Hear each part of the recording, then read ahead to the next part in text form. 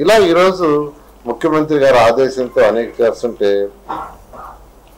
మేనమా అని చెప్పాడు ఆయన పిల్లలకి, నేను మీ మేనమాన్ని.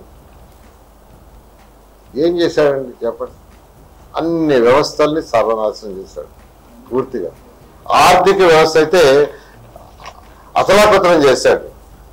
ఎవరైనా ఒక ఇంట్లో ఒక 30,000 జీతం వస్తుందంటే లేదా వ్యాపారంలో వస్తుంది నెలకి, చక్కగా భార్యాభర్త డిసైడ్ చేస్తారు ఏమని, రెంట్కి ఎంత, పాలడికి ఎంత, ప్రొవిజన్స్కి ఎంత, పిల్లల చదువుకి ఎంత, కరెంటు బిల్ ఎంత, లేదు ఏదైనా లోన్ కట్టాల్సి ఉంటే దానికి ఎంత అని ఒక సిస్టమ్ ఉంటుంది. కానీ గత ప్రభుత్వంలో అసలు ఆ ప్లానింగే లేదు. నా డిపార్ట్మెంట్ ఎగ్జాంపుల్, నా డిపార్ట్మెంట్లోనే 2014-19లో ఎంతో చక్కగా చేస్తుంటే ఆ వ్యవస్థను మొత్తం నాశనం చేశారు. అయితే ముఖ్యమంత్రి గారి యొక్క డైరెక్షన్తో ఈరోజు అన్ని శాఖల మంత్రులు యాక్చువల్గా చేస్తున్నారు.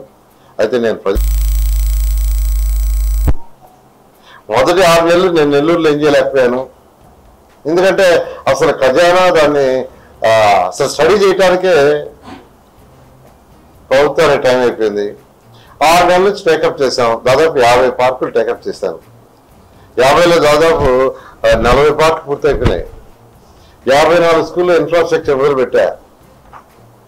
వాటన్నిట్లో చేస్తూ ఉన్నాం.